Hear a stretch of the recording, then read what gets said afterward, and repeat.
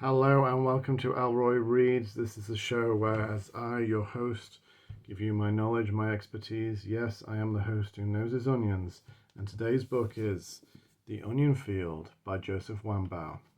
Okay, so if you're unfamiliar with Ellroy Reads, this is the gist of the show. Every week I look at a book that was influential to James Ellroy, a book that moved him, thrilled him, and inspired him. We've already looked at one Joseph Wambaugh book, that was the novel The Choir Boys. But since Joe died in February of this year, I've been rereading a lot of his nonfiction, and therefore I thought I would go back and look at his nonfiction masterpiece, The Onion Field. Now, before I proceed, hit that subscribe button, hit that like button, and you get all episodes delivered to your inbox, okay? So The Onion Field tells the story of LAPD officers Ian Campbell and Carl Hettinger. One night in March of 1963, they're in an unmarked police car at the intersection of Gower Street and Collis Avenue in Hollywood, and they spot two suspicious men in another car. Those men were Gregory Powell and Jimmy Lee Smith. And unfortunately, due to one of many misunderstandings, Powell and Smith drove back towards them, even though they were trying to get away from them because they're pretty lousy about the geography of LA. They drove into them, and in the altercation that followed, Powell pulled a gun on Campbell, and Campbell told his partner, Carl Hettinger, to surrender his weapon. So the two LAPD officers were taken hostage, and they were driven out to an onion field in Bakersfield, California. And again, due to another misunderstanding, Powell was under the impression that by kidnapping the officers, they'd already committed a capital crime by the law of 1963. He was under the impression that the Lindbergh law meant that they were already on the hook for the death penalty. He was actually wrong in a strict interpretation of the law at that time, because a ransom hadn't been demanded and the officers had not yet been physically harmed. But because of this false information he was telling himself, he decided to murder both officers. He actually shot and killed Ian Campbell, and in the confusion, Carl Hettinger managed to get away, but spent the next 4 hours being stalked through the fields in what must have been absolutely terrifying. He's just witnessed his friend and his partner being murdered, and it's dark, he can't see anything, he doesn't know what's in front or what's behind him. But ultimately, he did manage to get away. So Joseph Wambaugh was an LAPD officer himself, and for 15 years, including at the time that this incident occurred. And he's very skilled in bringing out all of the details. It's a sizable book of both the incident, both sketching characters, particularly of the policeman, who he's got the most respect for. But at the same time, he gives pretty objective, not necessarily sympathetic, but objective, and maybe a slightly sympathetic look at the lives of Powell and Smith, who he may have detested, but to tell their story, he's going to give them a fair hearing. So in the following trial dragged out for many, many years. It was a very complex trial, and Powell was actually sentenced to death, but that got commuted when California abolished the death penalty. And Powell, over the decades, became quite a skilled jailhouse lawyer, and at one point was recommended for parole, but the family of Ian Campbell managed to intervene, and that was nixed, and he actually died in prison. Jimmy Lee Smith, who also went under the pseudonym Jimmy Youngblood, was paroled several times, but he never got over the drug addiction and the wild ways, and was in and out of prison, and was actually back in custody in a detention center when he died of a heart attack.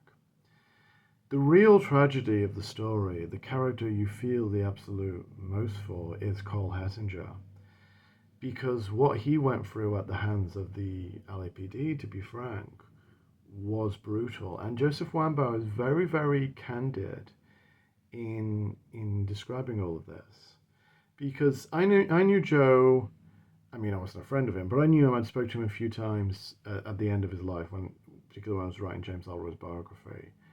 And he may have come across, maybe to the outside world, as a kind of slightly, angry, crotchety conservative. Everyone gets a little bit more conservative in age, and if you're already reasonably conservative, the chances are you could get very conservative. But that was by no means what he'd always believed, and that was in many ways a simplification. It was unfair of his views, because he portrays the way the LAPD rounded on Carl Hettinger. There was no real support back then for trauma, PTSD, depression. These topics were still taboo. And really the straw that broke the camel's back is when the LAPD started giving out kind of training manuals and instructions like on what not to do, i.e. they started taking the onion field incident as a prime example of what the police officers shouldn't have done. And directive went round that under no circumstances should an LAPD officer ever surrender his weapon to a perpetrator or a suspect or anybody else. And again, that was kind of unfair because Hettinger was kind of ordered to do it, or his partner told him to do it. Told him to do it really because they thought at the time that might just be something that would stop the bloodshed in that moment. So the Onion Field is a remarkable book, and the backstory to it is remarkable as well, because if you think of one of the most famous 20th century works of literature in America, it would probably be one of them would be In Cold Blood by Truman Capote. Now that's a book that James Ellroy hates, but that's a different story.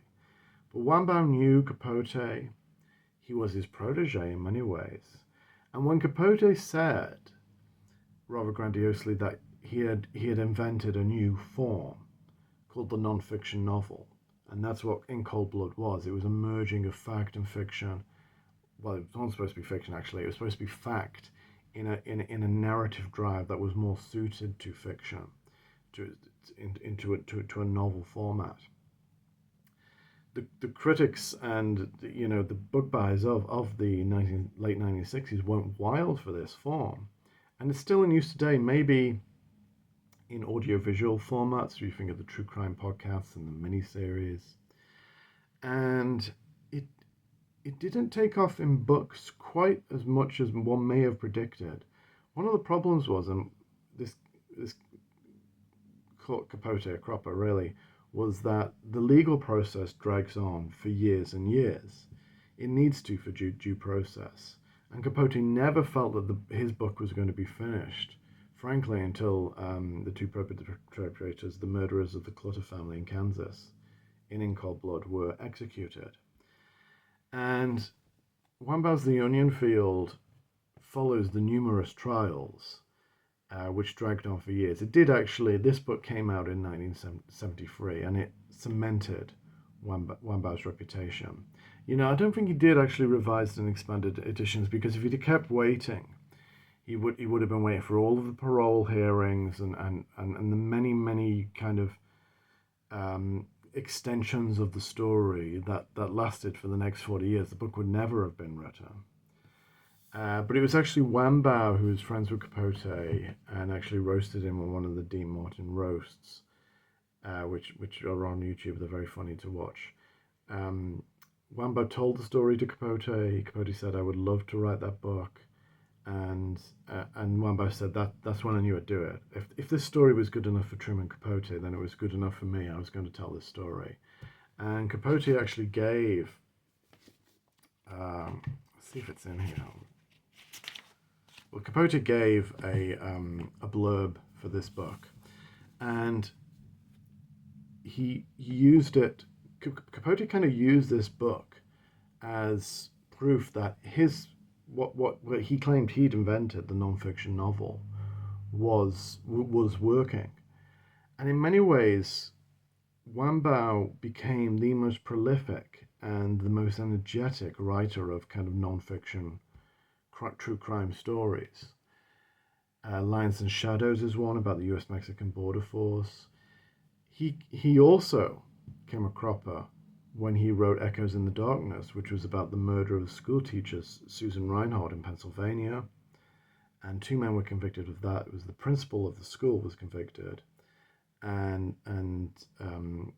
a fellow teacher was also convicted, and Susan Reinhardt's 2 children were also killed. Now, where Wambaugh, he wrote a best-selling book. He was from Pittsburgh, so he knew the kind of Pennsylvania settings quite well. He seemed like he would have been born to tell that story. But he was worried about the case dragging on, and he paid prosecutors money to arrest the suspect early, J.C. Smith, the principal. And so that case fell apart really after J.C. Smith's conviction. He'd been sentenced to death, and then he had his conviction vacated because of this terrible mistake that Wambaugh made, partly from ego, partly from, just like a mercenary author attitude that he wanted to get his book out. And J.C. Smith died a free man. And Wambaugh, I know he was kind of bitter about that. And he was asked to comment when J.C. Smith died. And he just said, "I don't celebrate the death of any man, but Satan does."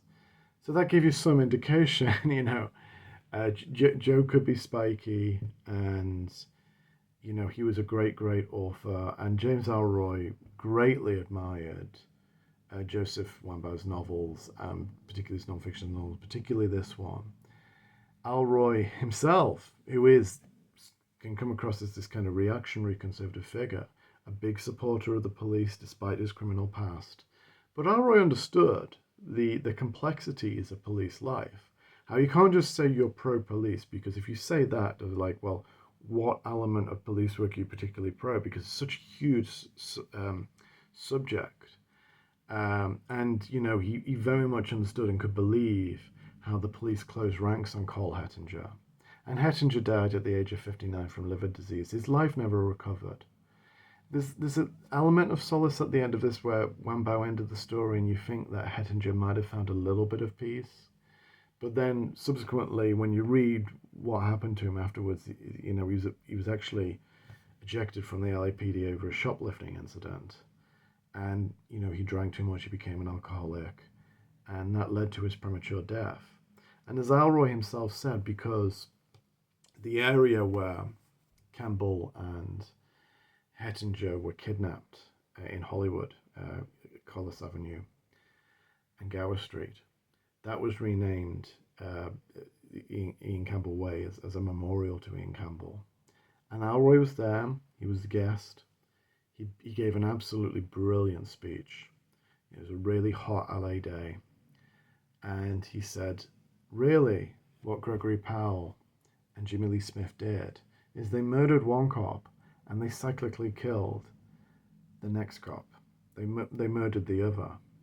And in a way, the LAPD were just as culpable because they didn't offer any support. So Ellroy, told me a little bit about this memorial ceremony.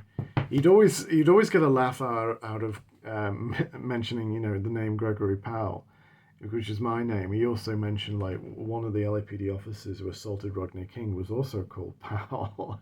I mean, it's a common name in the Anglosphere, but I don't know why there's so many dubious Powells. Maybe I've just added myself to the list. He was at the memorial service. I've seen a video of his speech. It was a truly beautiful and powerful speech. And when he was describing it to me in typical Ellroy fashion, he decides to undercut all of the seriousness and solemnity of his memory of that event and says, "Oh, and afterwards I made a pass at Ian Campbell's daughter." I'm like, "Oh, okay, James." But he said it was respectful. It was just more like a friend thing, and that they corresponded for a while, and that fizzled out. Nothing became of it. He was respectful, and he said there was a dinner afterwards where they went to this hall, and the whole place was decked out with onions, and the aroma in the hall was just like eye-watering. And the onion field is a really, really powerful piece of work, and I was lucky enough to know Joe a little bit, and he's a fascinating figure. I love talking to him. He was very, very just erudite and knowledgeable. And I love talking about his book about a famous UK case, another non-fiction novel, that's The Blooding. That was about the introduction of DNA profiling into police investigations after a breakthrough at the University of Leicester. that solved the Narborough village murders. And now DNA profiling is absolutely essential to police work, and is used to crack cases all of the time. But if you're going to read Joseph Wambaugh's non-fiction novels, I'd probably start with The Onion Field and then work your way through Lines as Shadows, The Blooding. Echoes in the Darkness is a great book, even though there's a lot. It's got a lot of baggage with it. But he continued to write non-fiction novels even after that debacle. He wrote Firestarter, and I think that's the name, Firestarter, yeah, about an arsonist in Los Angeles. So Joseph Wambaugh was the master of this. Truman Capote may have got the ball rolling, but Joseph Wambaugh really, perfected it. So that's my recommendation for this week, The Onion Field. It's a fantastic book. Now, a slight update. You may remember last week I said that a number of online trolls, I had offended them somehow, and they were leaving 1-star reviews of Love Me, Face and Danger as revenge, just to aggravate me. So I put a call out. I said to all Ellroy readers, if you've read the book, go on Amazon and Goodreads and leave some reviews. Leave honest reviews, 3 stars, 4 stars, 5 stars. And you have. The response has been wonderful. And there's still time. I'm always looking for, all support booksellers and authors, and just leave some, star reviews. Particularly, you need at least 50 star reviews with text on Amazon for Amazon to really push the book out. And we're very close. So a few more would be absolutely fantastic. So I wanted to, as a way of saying thank you, just explain a little about what happened. It was absolutely bizarre. On X, I'd made a comment praising Leaving Neverland, which is the now famous, it's some infamous documentary in which 2 professional dancers who knew Michael Jackson, accused him of sexually assaulting them. And I only did it because there's apparently news that there's going to be a 2-part film biopic of Michael Jackson. And I said, I think Leaving Neverland has told us all we need to know. We don't need a film biopic of Michael Jackson. I wasn't expecting anything, but within minutes, and I mean minutes, I was absolutely bombarded with trolls and people leaving offensive remarks who were just really, really angry at me that I had the nerve to praise Leaving Neverland. And it was scary. I'm going to be honest with you. I've never been the subject of online abuse before. And yeah, that's one of the things they did, was to try and leave really bad reviews of my book, even though they haven't read it. But there's a little twist in it. Once tempers cooled, I got talking to one of them, a Michael Jackson fan who knew him. She spent a lot of time with him. And we ended up having a call, and she told me all about her memories. And it became a really, really positive conversation. And I made a friend there, I'm glad to say. So something really positive came out of it. And once again, thank you for all the reviews. There's always time to leave more. I really appreciate it.